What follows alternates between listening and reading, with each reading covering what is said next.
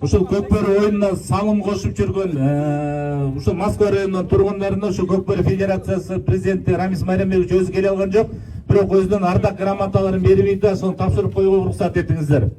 Республикасынын Көкбөрү Федерациясынын ардак грамотасы менен Мамбеталиев Алтынбек Жумабаев сыйланат. Алтынбекке кол чапкандар барбы? Колго коштоп коелу. Сыйлоо кут болсун. Улуттук Көкбөрү оюн спортун коомчулук арасында жайылтып пропагандалоого жана өнүгүшүнө кошуп жаткан салымы үчүн Касымбеков Марсель Жаанбаев сыйланат.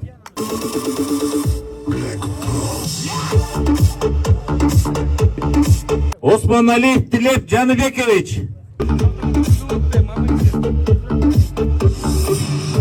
Алымкулов Мирлан Алтынбекович сыйланат.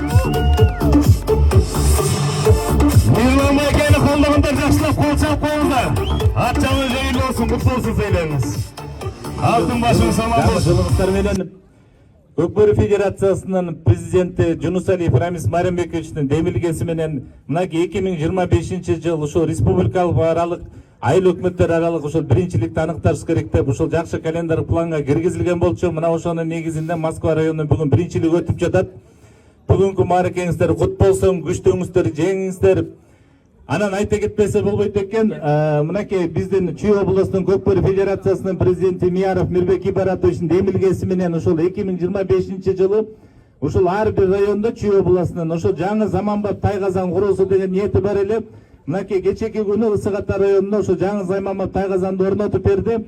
Мынакей кийинкисин дагы ушул Мирбек Ибаратовичтин ушул жакшы ою бар, ушул ар бир райондо ушундай болгон бул топурак тайгазандар эмес, заманбап тайгазан салынат. Буюрса Мирбек Ибаратовичтин ошол колдогон ошол ойлогон ойда ишке ашып, ушул кийинки турнирлериңиздер ушул заманбап тайгазанда өтсүн. Анан бүгүнкү оюнда күчтөөңөр жеңип ушул Москва районунун областык мелдеште ушул Москва районуна ушул татыктууңар барып ушул Москва районунда ушул жакшы оюндарды алып барып келиңиздер. Чоң рахмат.